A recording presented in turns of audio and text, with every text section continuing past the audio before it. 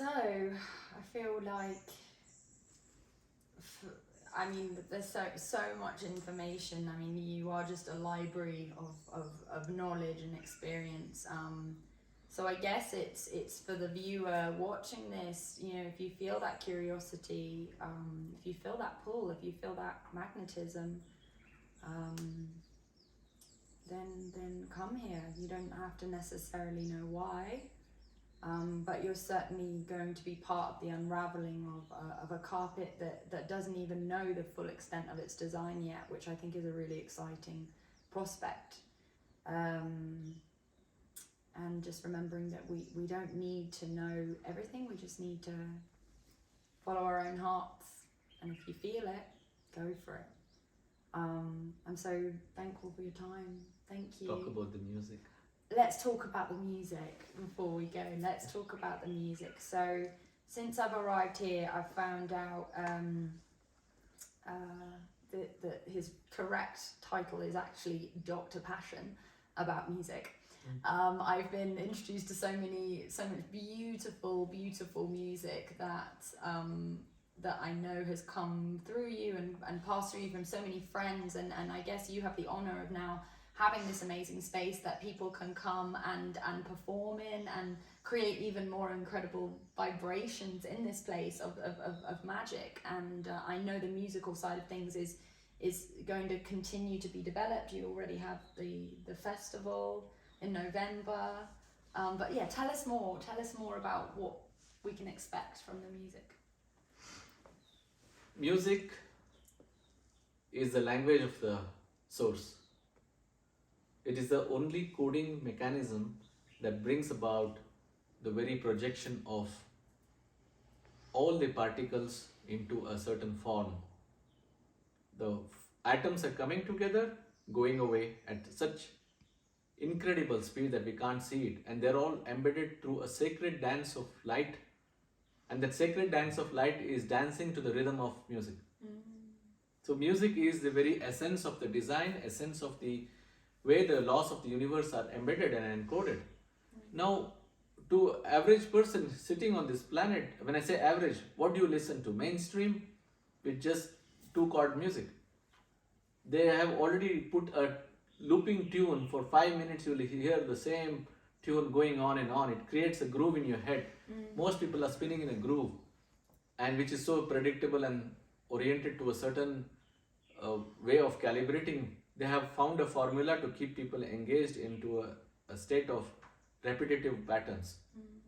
Okay. Now, if you break that chord, you will find music a special surprise element. Music should surprise you and astonish you, stun you, and make you alive. It was not meant to be a sleeping pill. It was meant to bring about the music which are meant for rhythm, music which are meant for celestial melodies. India is the sacred spiritual vibrational field of all the human pinnacle of awareness, right from music to dance to art forms to sculpture to all the sacred geometrical interventions. So the geometer is the god, geometry is its expression, and through the sacred geometric instrument we absorb music. So I was very baffled when I started realizing the essence of this, and I said, how did we miss this? We've been listening music, but it's not really absorbing. It started coming to me as a gift that I could feel music dancing in my body. I said, does it happen to everyone? I asked, and they said, no, we only hear it from here. Okay, if you have only one portal of listening, which is the pre-auditory cortex, and the hypothalamus is trying to decode the music as emotion. What kind of emotion can create in a human if you listen to music? I observed thousands of people in several thousands of sessions across, and I noticed that there is so many layers and which are unformed or uncracked, and that we need to go to the core of it. I said, how do we make it happen? First and foremost, the choice of music. Anything that is calibrated to celestial prastara or a certain, it has got a framework. Celestial music has a framework which is not defined by humans. We did not create music. Music was channeled The spiritual music of India was not born out of human creativity. It was a channeled music, and it continues to be creatively channeled for artists to absorb and bring out new tunes or new interventions. But then there's a creative element. So what we did is, how do you bridge the gap? Interesting aspect of the design is the West has engineers who have created such phenomenal audiophile hardware equipment, which we are not privileged in India to have that caliber of engineers. So we had to bridge the gap. The East has best of music, especially India, and the West has the best of hardware equipment.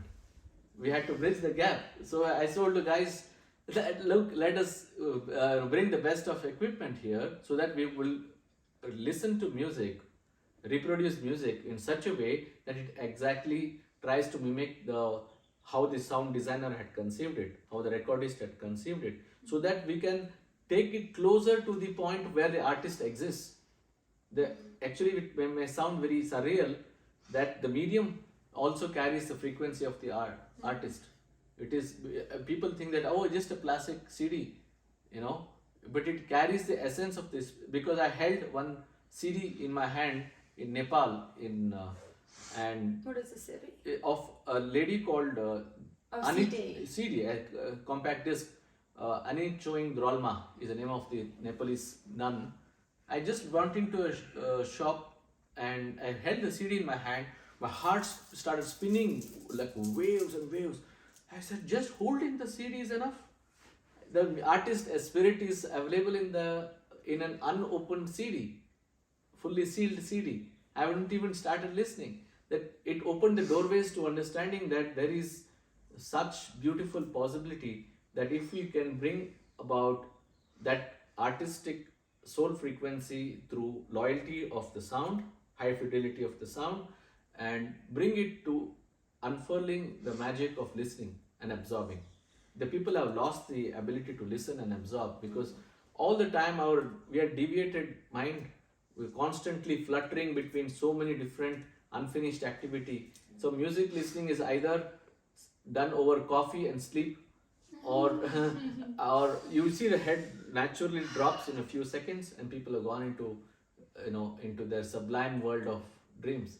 So how do we make this happen? So we had to now create a space which is not comfortable. If you put them on a sofa, they will go to sleep.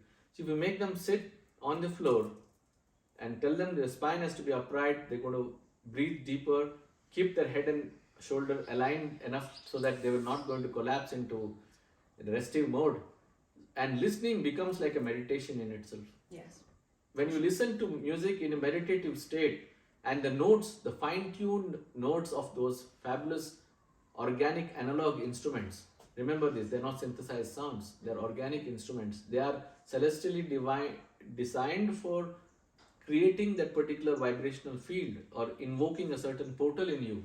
The Bijaksharas of Sanskrit in synchronicity with the organic instruments, analog instruments, and the analog sound that emerges from these incredible speakers is bringing it closer and closer to the way it was meant to be listened.